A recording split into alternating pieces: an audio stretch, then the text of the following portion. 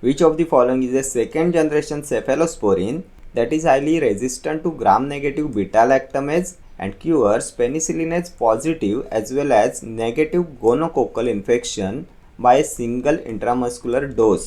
Second generation cephalosporin आहे जे highly resistant आहे gram negative beta lactamase and cures penicillinase positive as well as negative gonococcal infection single intramuscular डोसने cephalexin cefuroxime cefoperazone ceftazidime काय येईल? तर second generation आहे. तर फर्स्टली इथे सेकंड जनरेशन कोणतं आहे ते पहा. PHA फर्स्ट जनरेशन हे एलिमिनेट झालं. सेफिरोक्झाईम सेकंड जनरेशन आहे.